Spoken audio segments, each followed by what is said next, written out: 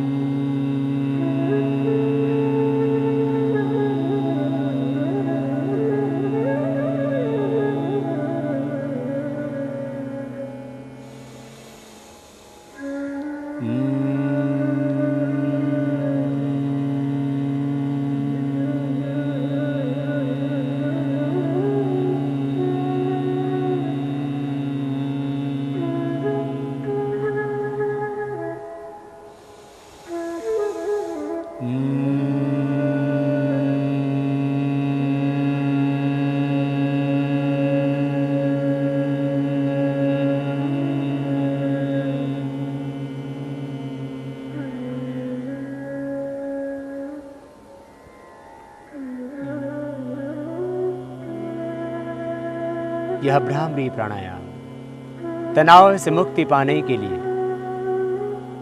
हर तरफ व्यक्ति को तनाव है, चिंता है, भय है, आशंकाएं हैं, अविश्वास है। तनाव 3 ही कारणों से मुख्य रूप से होता है। व्यक्ति को अपने शरीर की व्याधियों से तनाव हो जाता है, स्वयं के कारण से तनाव, अथवा अपने संबंधियों के कारण से तनाव, या अपने व्यापार से तनाव। किसी भी तरह का तनाव है, आप ओंकार का नाद में इस तरह से भ्रमर की तरह ध्वनि करते हुए भ्रामरी प्राणायाम कीजिए।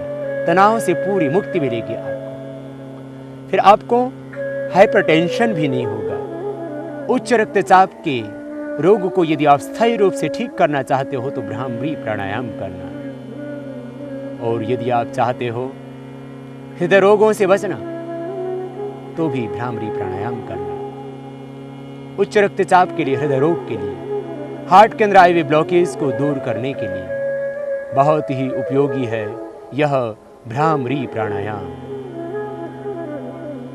समस्त प्रकार के जो तनाव हैं उनसे छुटकारा दिलाता है आपको भ्रामरी प्राणायाम। प्रातः उठ कर के करना, सायंकाल सोते वक्त भी इसको करना। हर एक व्यक्ति के लिए बहुत जरूरी है भ्रामरी प्राणायाम का करना। समस्त प्रकार के तनावों से मुक्ति मिलेगी, हृदय रोग से मुक्ति मिलेगी, और जो भी आपके भीतर नेगेटिव एनर्जी है वो इससे पूरी तरह से खत्म हो जाएगी। ओंकार ध्वनि के अंदर जो दिव्य स्पंदन होते हैं उससे आपका मन, प्राण, आत्मा सब कुछ आह्लादित होगा, दिव्य होगा, दिव्य रूपांतरण होगा आपके तन का, मन का, विचार का, भावों का, चित्त का। आप प्रतिदिन भ्रामरी प्राणायाम करके पॉजिटिव एनर्जी पाना, सकारात्मक ऊर्जा पाना, ब्रह्मानंद पाना। भ्रामरी प्राणायाम करने से व्यक्ति के ऊपर शक्तिपात होता है, इसलिए शक्तिपात की दीक्षा से दीक्षित होना चाहते हैं तो भी भ्रामरी प्राणायाम करना। भ्रामरी प्राणायाम के करने से आपको मिलेगा ब्रह्मानंद।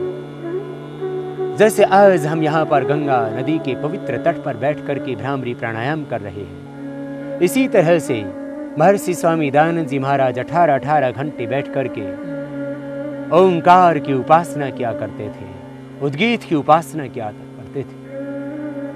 गौतम, कपिल, कणाद, जैमिनी, विश्वामित्र आदि ऋषि भी इसी तरह से ओंकार के जप के द्वारा ब्रह्म आराधना किया करते थे।